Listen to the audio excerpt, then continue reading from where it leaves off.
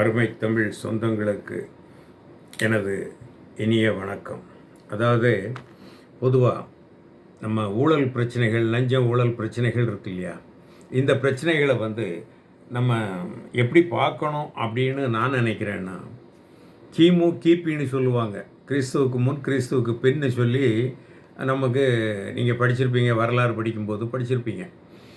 அந்த மாதிரி 1967க்கு முன் 67க்கு பின் இல்லை சாரி 67ன்னு சொல்லும்போது அதில் சிஎன் அண்ணாதுரை அவர்களும் வந்துடுவாங்க. அதனால் அப்படி சொல்லக்கூடாது.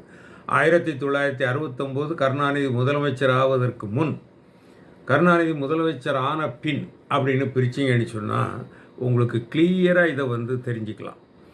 ஊழல் குற்றச்சாட்டுகள் அதிகமாக வந்தது எப்போ வந்தது, யாருடைய பீரியடில் வந்தது? அண்ணா பீரியடில் கிடையாது. அதுக்கு முன்னாடி இருந்த பீரியடில், காங்கிரஸ் பீரியட்லலாம் கிடையாது. காங்கிரஸ் பீரியடில் வேற ஒரு குற்றச்சாட்டு, பஞ்சம் வந்தது, அரிசி பஞ்சம் வந்ததுன்னு சொல்லுவாங்க. அரிசி பஞ்சம் இவர் ஆட்சியிலேருந்து தான் வந்தது. 74 75 தானே மஞ்சள் மாவு சாப்பிட்டது. அது மறக்கலை யாரும். அதை என் வயதை வித்தவர்கள் கண்டிப்பாக எல்லோரும் ஞாபகம் வச்சுருக்கிறாங்க. 74 77 கடுமையான அரிசி பஞ்சம் அதுலேயும் ஊழல் பண்ணவர் தான் இவர். யார்? கருணாநிதி ஐயா. அந்த எம்ஜிஆர் கொடுத்த குற்றச்சாட்டு இருக்குல்ல, அதில் அரிசி பேர ஊழல்னு ஒன்று உண்டு. இந்த பச்சை கலர் அரிசி அப்போ இறக்குமதி பண்ணாங்க தாய்லாந்தில் இருந்து. இறக்குமதி பண்ண அரிசியில் அது உளுத்து போய் இருந்தது. அதில் ஊழல் நடந்திருக்குன்னு சொல்லி எம்ஜிஆர் வச்ச குற்றச்சாட்டில் அதுவும் ஒன்று. உங்களுக்கு ஒன்றா நல்லா தெரிஞ்சுக்கணும். சர்க்காரிய கமிஷனை பொறுத்தமட்டில் ஊழல் நடந்திருப்பது உண்மை, ஆனால் விஞ்ஞானபூர்வமாக நடந்திருக்கிறது என்று தான் சொன்னாரே தவிர நடக்கவில்லை என்று சொல்லவில்லை. அவருடைய ரிப்போர்ட்டில் தெளிவாக சொன்னார். சர்க்காரியா தெளிவாக சொன்னார், ஊழல் நடந்திருக்கிறது, ஆனால் விஞ்ஞானபூர்வமாக நடந்திருக்கிறது. அதை எப்படி நடந்திருக்குன்னு என்னால் நிரூபிக்கிறது தான் சிரமமாக இருக்குதுன்னு சொல்லி சொன்னார். அதை சிபிஐ விசாரணையில் பண்ணலான்னு சொல்லி அட்வைஸ் பண்ணாங்க. அதுக்கப்புறம் இவர் என்ன பண்ணிட்டாருன்னா, ஒரே கண்டிஷனாக முதல்ல போட்டார். மொராஜிட்ட சொன்னார், அவர் கேட்கலை. அவர் அதை வாபஸ் வாங்க மாட்டேன்னு சொல்லிட்டார். அப்போ அன்னைக்கு தேதிக்கு இந்திராதியோட இவங்க கூட்டணி வச்சுருந்தாங்க. இவங்க போட்ட கண்டிஷன் 1980 தேர்தலில் கூட்டணி வைக்கிறதுக்கு ஒரே கண்டிஷனாக தான், சர்க்காரிய கமிஷனை வாபஸ் வாங்கணும். ஏன் வாபஸ் வாங்கணும்னு கண்டிஷன் போட்டார் கருணாநிதி? ஏன் இவரை பொறுத்த மட்டும் ஒரு சுத்தமானவர்னு சொல்லிகிட்டு இருக்காருல்ல, இவங்களுக்கு நீதிமன்றம் சண்டை சொல்லிட்டு சர்க்காரியா நீதிபதி சொல்லிட்டாரு, வாபஸ் வாங்கிட்டார். வாபஸ் தானே வாங்கியிருந்து எதுக்காக வாபஸ் வாங்கணும்? குற்றம் செய்யலைன்னா ஏன் நீங்கள் அதை கண்டு பயப்படுறீங்க? நீங்கள் தப்பு பண்ணாமல் இருந்திருந்தால் ஏன் அதை கண்டு பயப்பட வேண்டும்?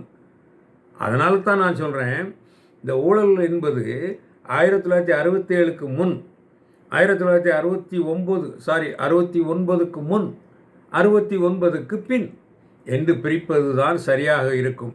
அன்றைக்கு அவர்கள் படித்து கொடுத்த பாடத்தை அவர்களது தம்பிமார்கள் எம்ஜிஆர் காலத்துக்கு பின் நிறைவேற்ற ஆரம்பித்து விட்டார்கள். இதுதான் தமிழகத்தில் நடந்து கொண்டிருக்கிறது இன்றளவும். அதனால் இந்த கிமு கிபி மாதிரி 1969க்கு முன் 69க்கு பின் ஊழல் வளர்ச்சி பெற்றது எப்படி அப்படின்னு ஒரு பட்டிமன்றம் வச்சா ஏன் புத்தகமே எழுதலாம், ஆயிரக்கணக்கான பேஜ் போகும். அப்படிப்பட்ட ஒரு நிகழ்வுகள்லாம் நடந்திருக்குது 1969க்கு பிறகு.